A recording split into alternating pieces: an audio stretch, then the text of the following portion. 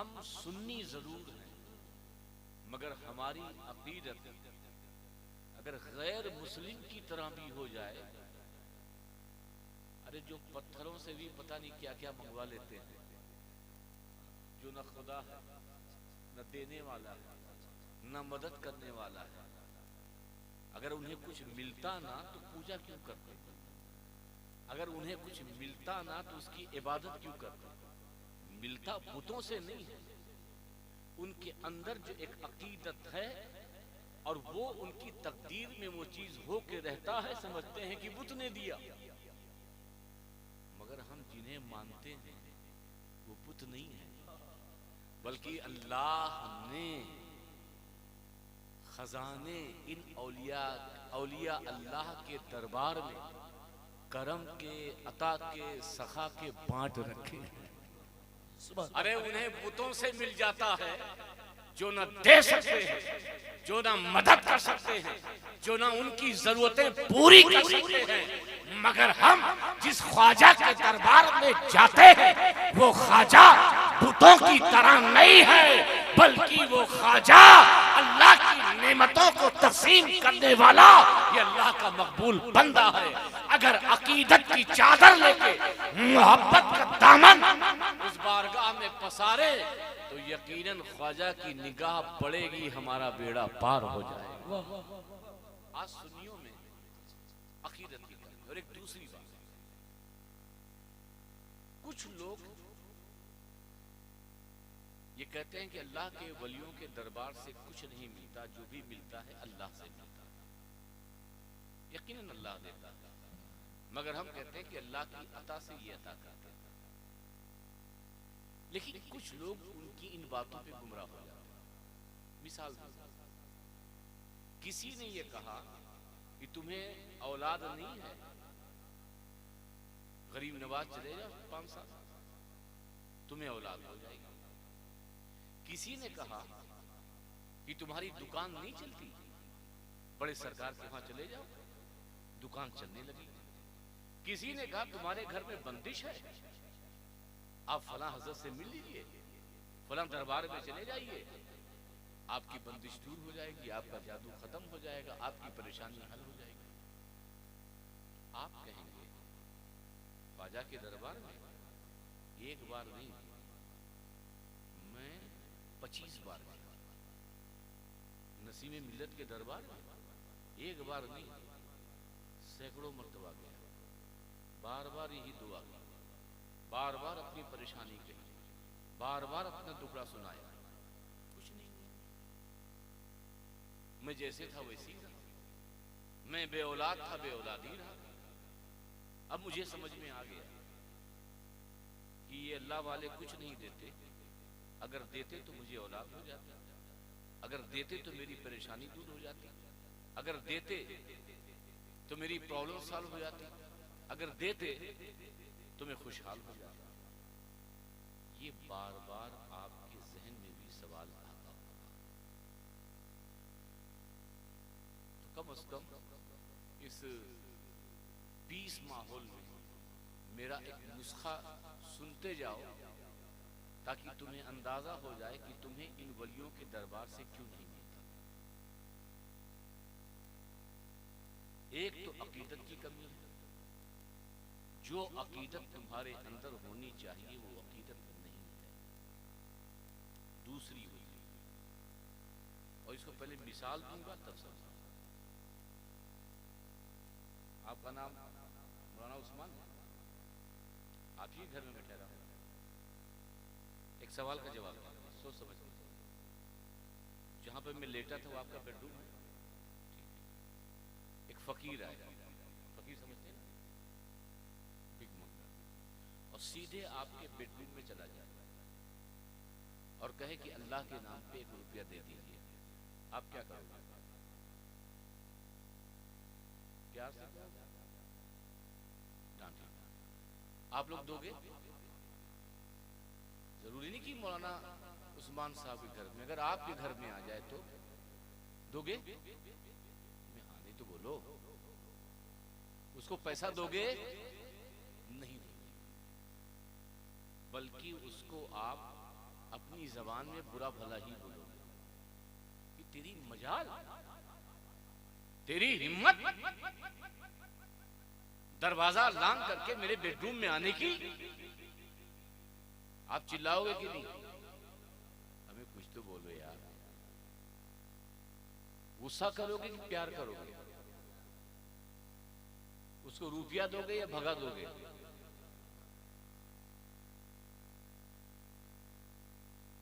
समझिए इतनी बात। अब एक बात बताओ, तुम बड़े सरकार की बारगाह में जाते हो तो बादशाह बनकर जाते हो या फकीर बन के? बोलो। तुम गरीब नवाज के बारगाह में जाते हो भिखारी बन के जाते हो या शाह बन के जाते हो? भिखारी। अब भिखारी जो मांगता है वो बेडरूम में मांगता है या दरवाजे पे मांगता है? कहां मांगता है? दरवाजे, बेडरूम पे मांगता है। और तुम क्या करते हो कि ख्वाजा के आस्थाने में जाते हो, ख्वाजा की मजार के अंदर जाते हो और थक्का भी होता है, मुक्का भी होता है, इधर भी होता है, उधर भी होता है। ख्वाजा साहब ये दे दो, ख्वाजा साहब मुझे औलाद नहीं है, औलाद दे दो, ख्वाजा साहब ये परेशानी है दे दो, ख्वाजा साहब ये दे दो, ख्वाजा साहब ये दे दो। अरे नादान, तू भिखारी है भिखारी, तू मंगता है मंगता, तू साइल है फकीर है। एक फकीर के मांगने की जगह एक मालिक के मकान का हुजरा नहीं है। एक फकीर के मांगने की जगह उनकी चौखट है, उनका दरवाजा है। जब तुम कभी गरीब नवाज के आस्थाने पे जाओ, नसीम सरकार, मुजाहिदे मिल्लत, बड़ी सरकार में जाओ तो हुजरे के अंदर मांगने की कोशिश मत करो, क्योंकि तुम मांगते हो मांगते, भिखारी हो भिखारी। अगर मांगना हो तो उनकी चौखट पर बैठ जाओ और अर्ज करो, ऐ नसीम सरकार, आपके दर पर आपका भिखारी आया है, आपका चहीता आया है, आपका मंगता आया है। अपने मंगते पर एक निगाहे करम कर दीजिए ताकि इस भिखारी का बेड़ा पार हो।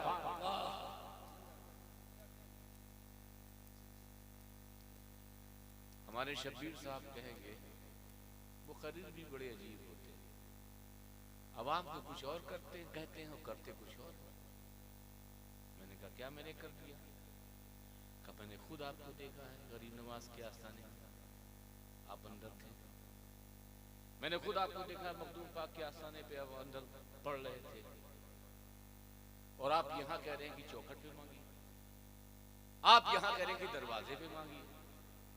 हमको अलग तरीका बताते हैं और खुद जो है अलग तरीके से काम कर रहे हैं। मैंने कहा आपने समझा ही नहीं, इसको फिर भी साथ साथ। अब ये बताइए कि एक आदमी आया और आपके बेडरूम में चला है और कहे कि मेरा बेटा पास हो गया, ये मिठाई ली, आप लेंगे कि नहीं? बोलिए। मेरे बच्चे की शादी है, मेरी बेटी की शादी है, लीजिए ये कार्ड, आप भगा देंगे? अरे बोलो ना, नहीं, आप भगाएंगे ना? आप खुशी, बैठिए कुर्सी, पानी पियो। मैंने कहा शब्बीर शफी साहब कानपुरी, मैं जो अंदर गया मांगने के लिए नहीं, मैं अंदर जाने से मना नहीं करता, मैं तो अंदर गया था सूरे फातिहा, चारों कुल, इन सूरतों का नजराना पेश करने गया था, फूल का नजराना पेश करने गया था। हुजरे में जाओ, कुरान की सूरतें पढ़ो, हुजरे में जाओ, फूल की चादर पेश करो, लेकिन जब पेश कर चुको तो वहां मांगो मत, बल्कि भिखारी बनकर दरवाजे पे बैठ जाओ और कहो, ऐ गरीब नवाज, ऐ नसीम सरकार, ऐ वसीम सरकार, आपका मंगता आया है, अपने मंगते को कुछ नवाज। हमारी अकीदत कमजोर है, हमारे पास मांगने का तरीका नहीं, हमारे पास मांगने का सलीका नहीं है, हमारे पास अदब नहीं है, हम अदब से खाली हैं। इसीलिए इन औलियाए कराम का फैजान और आपकी जरूरतें इनके दरों से कभी कभी पूरी नहीं होती, क्योंकि आप बेअदब हो जाते हो, आप इनसे सही तरीके से मांगते नहीं, आप शाहों की तरीके से जाते हो। कभी मंगतों की तरीके से जाओ और उनकी चौखट पर कुछ भी मांगोगे तो इंशाअल्लाह ताला अल्लाह तबारक ताला उस वली के सदक़े में जरूर अता करेगा। अब एक साहब थे और कहा, हजरत जैसे आपने कहा है ना, मैंने वैसे ही किया। मैं अंदर फातिहा पढ़ता हूँ, मैं अंदर कुरान की सूरतें पढ़ता हूँ, मैं अंदर गुलाब की चादर चढ़ाता हूँ, दरवाजे पे बैठ जाता हूँ, मांगता हूँ, और 5 साल से गया, 11 साल से गया, अभी तक नहीं मिला। देखिए मैं वो बातें बता रहा हूँ जो बातें आपके जहन में कभी न कभी चल सकती है या चलती है, मगर उस राज को खोल रहा हूँ कि आखिरकार ऐसा क्यों होता। याद रखिए, अगर नहीं मिलता तो इससे हरगिज अकीदा मत बनाए कि इन वलियों की आसानी से कुछ नहीं मिलता, इनके पास कुछ नहीं है। मसलहत क्या है, हिकमत क्या है, वो आपको समझा रहा हूं। या तो अकीदत में कमी होगी, या तो मोहब्बत में कमी होगी, या तो मांगने और तलब करने में कमी होगी, या हजरत बायजीद बुस्तामी के पास एक यहूदी था। आप मेरी बात समझ रहे ना? मैं एक समझाने के तरीके से अपनी बात कर रहा हूं। एक यहूदी था और उसने मुसलमानों का लिबास पहना वलियों को धोखा देने के लिए। और एक हदीस पाक है, इत्तक़ू फरासतल मुमिनीन फइन्नहु यंज़ुरु मिन नूरिल्लाह, कि मोमिनों की अक्ल से बचो, अल्लाह के वलियों की निगाह से बचो, उनकी रूहानियत से बचो, उनकी फरासत से बचो, क्योंकि वो अपनी आंख से नहीं देखते बल्कि वो अल्लाह के नूर से देखते हैं। तो बड़े बड़े वली के पास गया, का हुजूर इस हदीस का मतलब समझा दिया, और उसने तय कर लिया था कि जहां इस हदीस का मतलब सही तरीके से समझा दिया जाएगा वहीं पर मैं मुसलमान हूं। बड़े बड़े वलियों के पास गया, मगर किसी ने उसे कुछ नहीं समझाया, कहा किसी और से समझाओ। आखिर में हजरत बायजीद बुस्तामी के पास आया और जैसे ही कहा कि ये हदीस पाक इसका मतलब समझा दीजिए, तो हजरत बायजीद बुस्तामी ने कहा, नादान, तू हमें धोखा देता है। पहले ये लिबास उतार, पहले ये लिबास उतार, तू मुसलमान नहीं है बल्कि तू यहूदी है।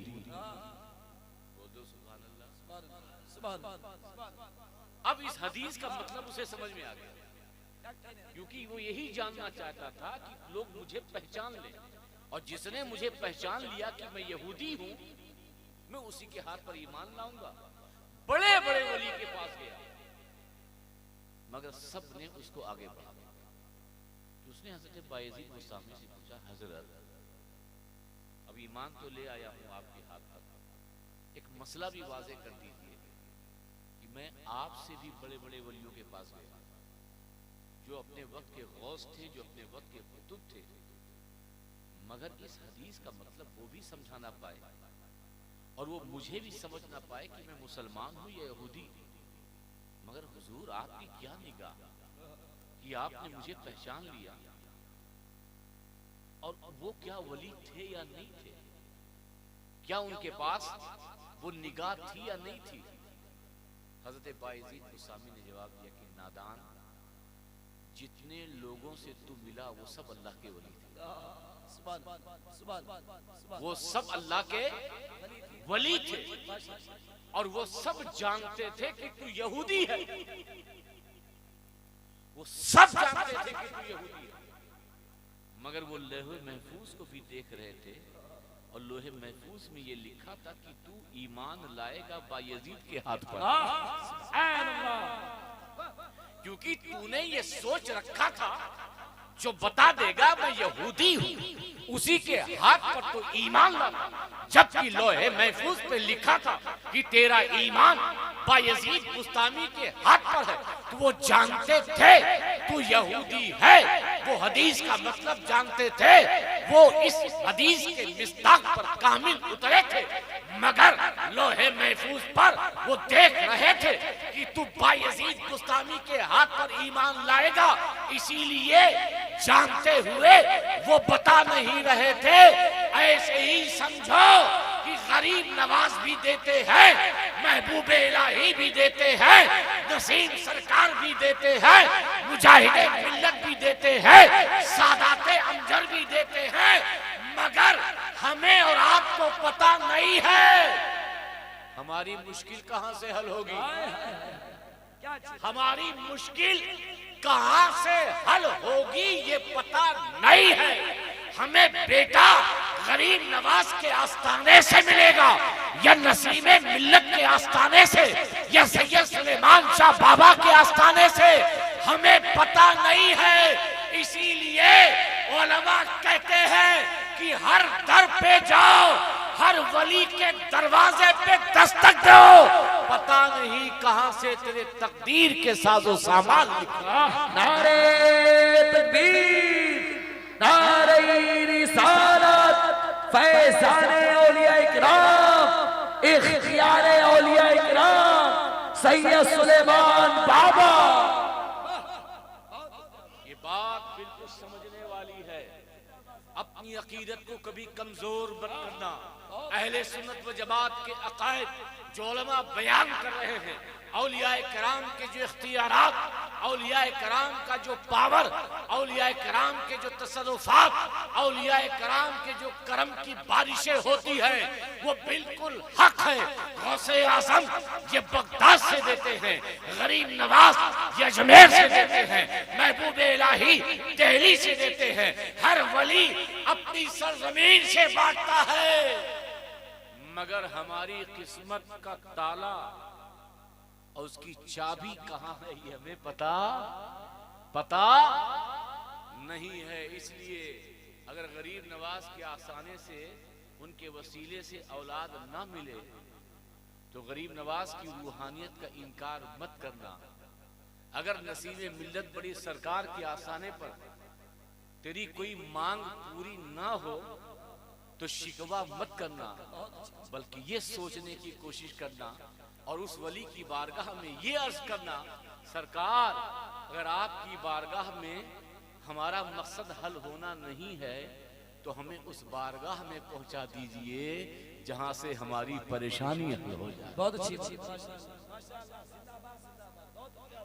याद रखिएगा, औलियाए कराम की करामत, औलियाए कराम का फैजान, औलियाए कराम के तसर्रुफात, औलियाए कराम के इख्तियारात, ये बिल्कुल हक। कमी या तो अकीदत में है, कमी या तो मांगने के तरीके में है, कमी या तो तुम्हें पता नहीं है ये कहां से मिलेगा।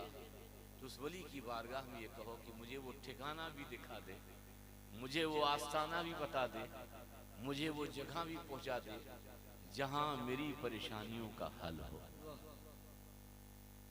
वाकया बहुत मशहूर है लेकिन मुनासिबत से है इसलिए बयान करता हूं आखिरी, क्योंकि हजरत को भी खिताब करना और आपके इलाके के, और मैं बेहद पसंद भी करता हूं क्योंकि अक्सर जलसों में क्योंकि आपको नसीहत भी करते हैं और आपके इलाके के करीब भी हैं और आपके मुर्शिद के मुर्शिद भी हैं, उस घराने से भी हैं और हमेशा इन इलाकों में आपकी इस्लाह फरमाते रहते हैं, तो इसलिए उनके मुफीद कलमात ज़रूर सुनेंगे और अपने दिल की दुनिया को रोशन करेंगे। और मैं बस आपके अकीदे को मजबूत करने के लिए और आपकी अकीदत की डोर को और मजबूत करने के लिए कुछ वो बातें जो आपके जहन को कोई ना कोई हिला सकता था या कभी कभी ख्याल आ सकता था, मगर इंशाअल्लाह ताला इन बातों पर अगर आप गौर से सोचेंगे और मेरी बातों को समझेंगे तो आपकी न अकीदत की चादर को और ना ही अकीदे के तार को कोई छेड़ पाएगा। बहुत मशहूर है। एक साहब थे, वो किसी से मुरीद नहीं हुए थे, 50-55 साल के हो गए थे। तो जब भी किसी जलसे में जाते थे या किसी महफिल में जाते थे तो उनको पीर पसंद नहीं आता। जैसा वो पीर चाहते थे पसंद नहीं आता।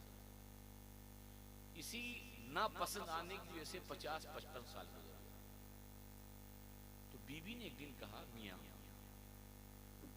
अब तुम्हारा पैर कब्र की तरफ जा रहा है, कम से कम किसी मुर्शिद की दामन को थाम लो ताकि उस सिलसिले का फैज हो जाए, हमारे घरों में रूहानियत का सैलाब आ जाए, कुछ घर का माहौल बदले। और तुम हो कि बस पीर पे निगाह रखते हो, ये कमी है वो कमी है, इतना कम है वो कम है, मुरीद होते ही नहीं।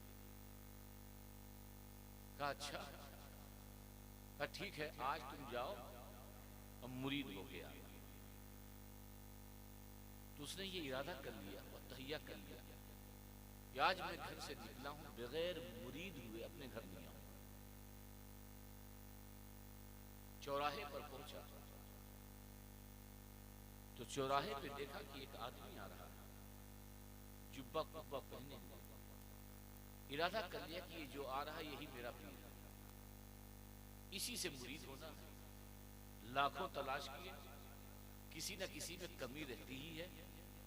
आज मैं बीवी की भी बात मान लूंगा और इसी आने वाले पीर से मुरीद होगा। आने वाला आया, रात के 12-1 बज रहे थे। इसने उसके पैर को पकड़ लिया, कहा हुजूर मेरा कोई मुर्शिद नहीं है, मेरा कोई पीर नहीं है, मेरा कोई रूहानी गाइड नहीं है, आप मेरे पीर बन जाइए, आप मेरे शेख बन जाइए। आज मैं अपने घर से यही इरादा करके आया हूं कि कोई भी आदमी आएगा नेक होगा, मैं उससे मुरीद हो जाऊंगा। अब वो नेक हो तो मुरीद करे, अल्लाह का वली हो तो मुरीद करे, कोई शेख हो तो मुरीद करे। आजा कहीं और मुरीद होना, तुझे मैं ही मिला था। कहा नहीं हुजूर, आप मुझे अपने दर से हटाइए नहीं, अपने कदमों से दूर मत कीजिए, मुझे मुरीद होना है तो आप ही से होना है। बहुत दिन गुजारे बगैर रूहानी तरबियत के, अब शेख के कदमों में आना चाहता हूं और अपनी रूहानी इर्तिका के लिए शेख का फैज लेना चाहता हूं। अब भाई तू मेरा टाइम क्यों बर्बाद कर रहा है? मैं कोई शेख नहीं हूं, मैं कोई मुर्शिद नहीं हूं। कहा हुजूर आप कुछ भी हो मगर मुरीद करके जाइए। अब वो भी आने वाला कोई वाक़तन शेख नहीं था, पीरे कामिल नहीं था, मुर्शिदे कामिल नहीं था, आने वाला चोर था। क्या था? चोर था। और ये मुरीद हो रहे हैं चोर ही के हाथ में। अब टाइम उसका गुजरा जा रहा है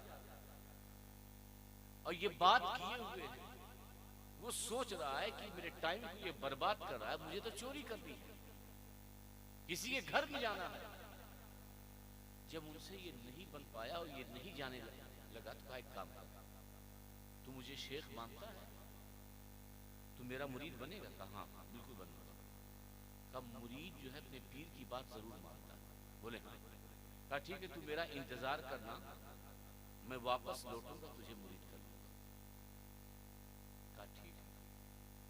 गया चोरी करने के लिए, घर में कुछ हीरा, साहिबे मकान को आवाज आई, कहा चोरी करने आए हो? हिल गया। आज पहली बार चोरी करने जिस घर में गया हूं आज पकड़ा गया। सामने आया, बदन कांप रहा था। कहा चोरी करने आया? कहा हाँ हुजूर चोरी करने आया। कहा ठीक है हम तुम्हें देंगे, क्योंकि तुम किसी और के दर पे नहीं आए हो जो खाली वापस जाओ, क्योंकि तुम आए हो तो अब्दुल कादिर जिलानी के घर में आए हो। वो चोर अब्दुल कादिर जिलानी के घर में गया था। वो वाकया और भी है कि हजरत खिज़र आए, अब्दुल खालिद थे, उसको विलायत दे दी गई। अब वो जाने लगा।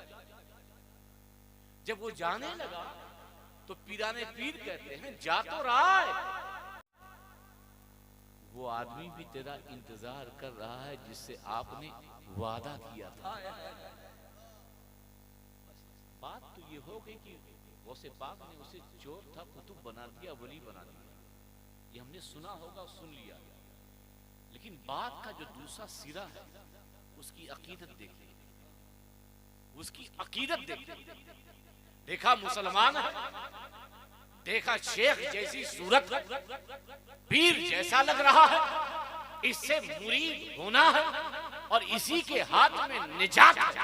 इत्तेफाक ऐसा कि उसे गौसे आजम के घर में चोरी का मौका मिला, गौसे आजम ने उसे विलायत अता की, वो भी वली बन गया, मुरीद होने वाला भी वली बन गया। अरे जब उसकी अकीदत ने गौसे आजम के दर पर उसे वली बना दिया, अरे जिस दर पे जाते हो ये वली बने बनाए हैं। अगर इनके आसानों से मांगोगे, बस तुम्हारी अकीदत मजबूत होनी चाहिए, तुम्हें हर शय अता करेगा। हमारी अकीदतें कमजोर, हम अगर मांग ले तो मांग ले, एक बार मान के तो देखो, एक बार चाहत करके तो देखो, एक बार मोहब्बतों के नजराने इन बारगाहों में सही तरीके से पेश करके तो देखो, एक बार इन्हें सही तरीके से याद करके देखो। याद रखो ये अल्लाह के वली, अगर तुम ये समझते हो कि नसीम सरकार या सैयद सुलेमान बाबा जब जिंदा थे तो बहुत पावरफुल थे, मरने के बाद उनका पावर कम हो गया, तो हो सकता है किसी के दिमाग में आए। जिंदा थे तो नसीम सरकार के पास जाते थे, एक ताबीज दे देते फौरन ठीक। हजरत सुलेमान बाबा के पास जाते थे, बस निगाह डाल देते थे, अब क्योंकि मर गए हैं तो हो सकता है हमारी बात सुन ना रहे हो, कहीं और बिजी हो, या पावर कम हो गया हो, ये भी ख्याल आता है। याद रखिएगा, किसी वली का पावर जब तक जिंदा है तो कम है, जब तक वो जिंदा है तो बोलिए कम है, मरने के बाद उसका पावर बढ़ जाता है। मिसाल दूं, ये जिस्म है, क्या है? और ये रूह है, तभी ये इंसान बनता है। इनमें से कोई भी एक चीज निकाल दो इंसान नहीं, जिस्म निकाल दो इंसान नहीं, रूह निकाल दो इंसान नहीं, वो मुर्दा। जिस्म के अंदर रूह, ये जो आप चलते हैं दर हकीकत ये रूह चलाती है, ये जो आप देखते हैं दर हकीकत ये रूह देखती है, ये आप जो बोलते हैं दर हकीकत रूह बोलती है, ये आप जो पकड़ते हैं दर हकीकत रूह पकड़ती है, ये आप जो सुन रहे हैं दर हकीकत रूह सुन रही है। लेकिन रूह जो सुन रही है, रूह जो बोल रही है, रूह जो देख रही है, मोहताज है, पूरी तवज्जो मोहताज है। आपकी रूह आपके कदमों की मोहताज है, बगैर कदम के आपकी रूह चल नहीं सकती। आपकी रूह आपकी आंखों की मोहताज है, बगैर आंख के वो देख नहीं सकती। आपकी रूह आपके कान की मोहताज है, आपके कान के बगैर वो सुन नहीं सकती। तो जब तक आपकी रूह आपके बदन में थी, हाथ की मोहताज, कान की मोहताज, आंख की मोहताज, पैर की मोहताज, लेकिन जैसे ही ये रूह जिस्म से आजाद होती है, न कान की मोहताज, न जबान की मोहताज, न नाक की मोहताज, न हाथ की मोहताज। इसीलिए कहते हैं कि मोहताज उस वक्त हो सकता है कि तुम्हारा मुर्शिद सामने बैठा हो तो नजरों का मोहताज हो, मगर याद रखो अब्दुल कादिर जिलानी भी हो सकता है नजरों के मोहताज थे, मगर जब अब्दुल कादिर जिलानी दुनिया से रुखसत हुए, अब ना आंख के मोहताज, ना कदमों के मोहताज, ना हाथ के मोहताज कि तुम बगदाद जाओ तभी अता करेंगे। अगर यहाँ पर भी बैठोगे तब भी वो बगदाद की सरजमीन से तुम्हें अता करेंगे। रूह और लतीफ हो जाए। इसीलिए अल्लाह वालों का पावर, अल्लाह वालों का मकाम और मर्तबा दुनिया में जैसा है तो रहते ही है, मगर जिस्म से रूह निकलने के बाद उनकी रूह और लतीफ हो जाती है और उनका पावर बढ़ जाता है और अपने मुरीदों पे तवज्जो देते हैं और अपने अकीदतमंदों पे तवज्जो देते हैं। बस शर्त ये है कि तुम्हारी अकीदत मजबूत हो, शर्त ये है कि तुम्हारे मांगने का तरीका सही हो, शर्त ये है उनकी बारगाह में ये कहो कि हमारी मुश्किल रसाई कहाँ से होगी, जरा वो दर बता दीजिए। बहरहाल आप एक वली के आसाने का उर्स कर रहे हैं, उनका फैज हासिल कीजिए और उन्होंने शरीयत के मुताबिक जिंदगी गुजारी, उसी मुताबिक जिंदगी गुजारिए। तबीयत को शरीयत के ताबे कीजिए, शरीयत को मुकद्दम कीजिए। इसी में दुनिया में भी कामयाबी है और आखिरत में भी कामयाबी है। वाखिर दावाना अनिल हम्दुलिल्लाहि रब्बिल आलमीन व मा अलैना इल्लल बलाग। अस्सलामु अलैकुम।